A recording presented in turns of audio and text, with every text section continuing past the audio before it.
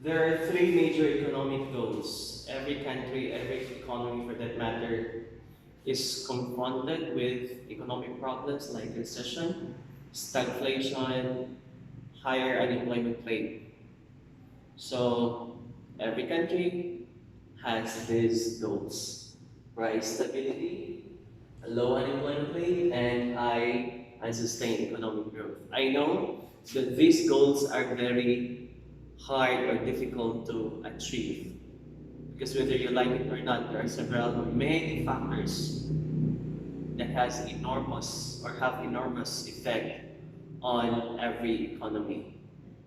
Looking on the price, employment, and GDP. Okay? So when we talk about price stability, what we're talking about here is the so-called inflation. We can explain this later. And of course, the employment rate, as much as possible, the country has to lower unemployment rate, the number of people who don't have jobs. And high and sustained economic growth. This is not the focus of GDP or GNP. So we'll discuss all these things in the succeeding lessons. So we focus first on price stability. So again, as what I mentioned earlier, when we talk about price stability, we're talking about inflation. So let's start with price level. So the price level is the weighted average of the prices of all goods and services. So tapos na sila tanan and you get the price level. So inflation is characterized as the general increase of the price level. So every year, every now and then, we have our inflation rate. If you want to know the inflation rate of the Philippines, you can go to www.psa.gov.ph. And you could search there the inflation rate, unemployment rate, as well as the GDP growth rate. Okay? So the CPI here, if you've noticed, is actually the consumer price index.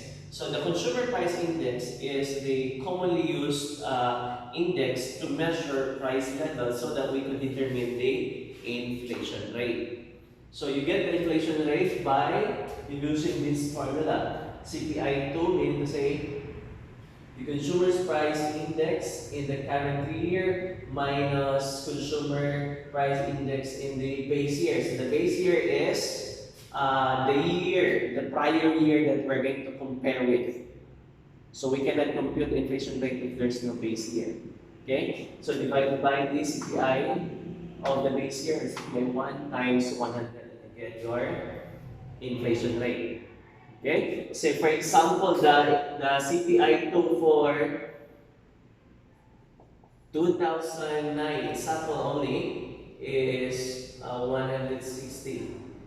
The CPI for 2010 is 165. So we are going to get the inflation rate from for 2010. Our base year here is 2009. So we use this formula.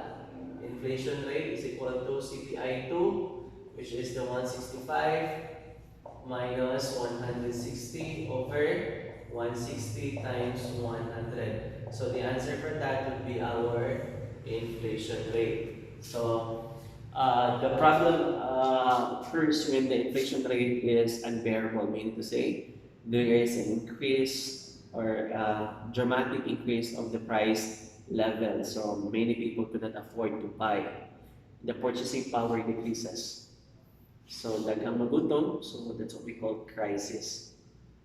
But most often than not, it is not reported on mainstream media by talking about the inflation rate because most people probably do not understand.